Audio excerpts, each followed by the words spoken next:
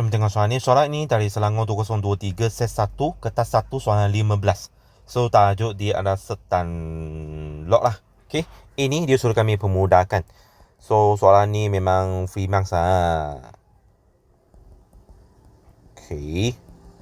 So sini kami kembangkan sama dengan 4 minus 2 square root 3 plus 4 square root 3 minus 6. So this one will get 2 square root 3 minus 2. B tu.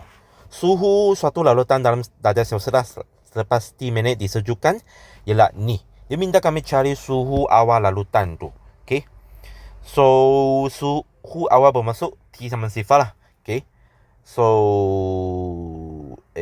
suhu awal sama dengan 30 4/5 darab sifar. So sama dengan 30 darjah Celsius. B2 tu. Jadi nanti apabila suhu larutan ialah ni. Okay.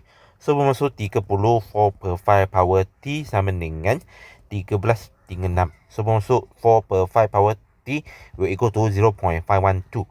So T equal to kami guna log lah. So bermaksud LG 0.5.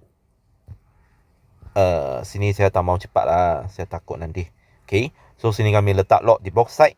So bermaksud LG 4/5 T sama LG 0.512. So bermaksud T sama dengan LG 0.512 bahagi LG 4/5. So di sini T kami akan dapat 3. Okey. 3 tu. Hitung selepas berapa minit suhu ratusan tu kurang daripada 5 darjah Celsius. Buat pertama kali lah. Beri jawapan dalam bentuk integer.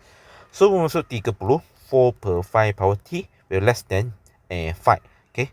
So bermaksud 4/5 T will less than 1/6. So sama juga kami letak LG di both side. LG 4/5 T smaller than LG 1/6. So sini adalah ketaksamaan lah. So bermaksud T adalah lebih besar daripada LG 1/6 bagi LG 4/5. Sini kamu mesti mau tahu kenapa apa dia songsangkan lah. Sebab bahagian ni adalah nilai negatif lah. So bermaksud T lebih besar daripada 0.83.